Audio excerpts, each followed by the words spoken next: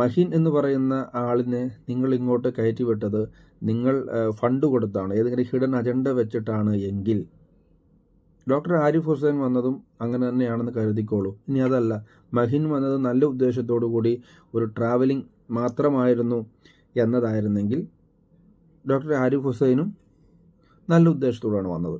അതുകൊണ്ട് മഹിൻ കാണിച്ചു കൂട്ടിയ കാര്യങ്ങൾ നിങ്ങൾ അതിനെ വളരെ വലിയ രീതിയിൽ ഭയങ്കരമായിട്ട് ഷെയർ ചെയ്ത് ഇസ്രയേലിൻ്റെ നല്ല ചിന്തകളെ തകർക്കാൻ അല്ലെങ്കിൽ നല്ല അവസ്ഥകളെ തകർക്കാൻ നിങ്ങൾക്ക് പറ്റിയെങ്കിൽ, അല്ലെങ്കിൽ നിങ്ങൾക്ക് അതിൻ്റെ ഒരു ഹിഡൻ അജണ്ടയിൽ മഹിനെ മുന്നിൽ നിർത്താൻ പറ്റിയെങ്കിൽ, ഇസ്രയേലിൻ്റെ നന്മവശങ്ങളെ കാണിച്ചു തരുവാൻ ശ്രമിക്കുന്ന ഒരു വ്യക്തിയെ ഞങ്ങൾ കണ്ടതിൽ, മലയാളി കണ്ടതിൽ ഒരു തെറ്റും നിങ്ങൾ കാണണ്ട. അതിന് നിങ്ങൾ ഈ പറയുന്ന ഭയങ്കരമായിട്ടുള്ള ഫണ്ട് അല്ലെങ്കിൽ വിഭവങ്ങളൊക്കെ കൊടുത്തുകൊണ്ട് ഒന്നുമില്ല. അദ്ദേഹത്തിൻ്റെ പൈസയ്ക്ക് വന്നു, അല്ലെങ്കിൽ അദ്ദേഹത്തിൻ്റെ ഉപജീവന മാർഗങ്ങളിൽ നിന്നും കുറച്ച് പൈസ മാറ്റിവെച്ചു ഇവിടെ വന്നു, സമയം ഞങ്ങൾക്ക് നൽകി.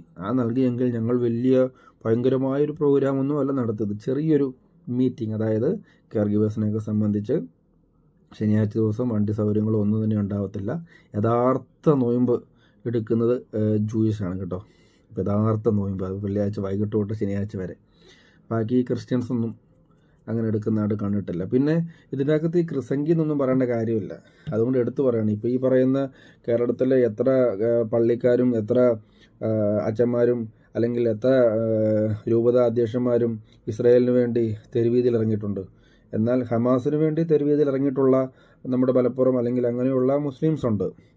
ആ ഒരു ഐക്യതയുടെ പകുതിയുടെ പകുതി ഈ ക്രിസംഗികൾക്കില്ല.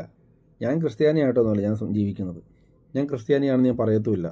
എനിക്ക് ക്രിസ്തുവിനെ ഇഷ്ടമാണ്, യേശുവിനെ ഇഷ്ടമാണ്, അതുപോലെ എല്ലാ മതങ്ങളെയും ഇഷ്ടമാണ് എന്നും പറഞ്ഞ് ക്രിസംഗി എന്ന് പറഞ്ഞ് അല്ലെങ്കിൽ ക്രിസ്ത്യാനി എന്ന് പറഞ്ഞ് ആഴത്തിൽ കിടന്ന് സംസാരിക്കുന്ന ഒരാളല്ല. ഇവിടെ ഒരു വൈദികനും ഒരു അച്ഛന്മാരും എനിക്ക് തോന്നുന്നില്ല ഇസ്രായേലിന് വേണ്ടി ഒരു മെഴുകുതിരി കത്തിച്ച് തെരുവീതി ഇറങ്ങിയെന്ന്. പക്ഷെ അതിൻ്റെ 7 മടങ്ങ് മുസ്ലിംസ് ഈ പറയുന്ന ഹമാസ് അല്ലെങ്കിൽ പാലസ്തീന് വേണ്ടി സംസാരിക്കുന്ന കാണുമ്പം എനിക്ക് തന്നെ നാണം തോന്നിയിട്ടുണ്ട്, ഞാനൊരു ക്രിസ്ത്യാനിയാണോ എന്ന്. കാര്യം ഈ പ്ലാമ്പാനി പിതാവ് കഴിഞ്ഞ ദിവസം പറഞ്ഞ പോലെ ഈ പറയുന്ന KCYM അല്ലെങ്കിൽ മറ്റ് MCYM യൂത്ത് കൊണ്ടൊന്നും ഒരു പ്രയോജനമില്ല, എല്ലാവരും പേടിച്ചു പോറികളാണ്. ഇതെൻ്റെ വാക്കുകളല്ല കേട്ടോ. കാര്യം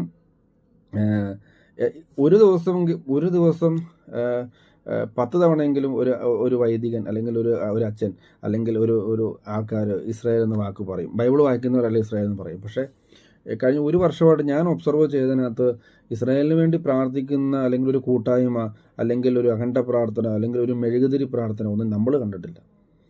രൂപതകൾ രൂപയ്ക്ക് വേണ്ടി പൈസയ്ക്ക് വേണ്ടി നിൽക്കുന്നു.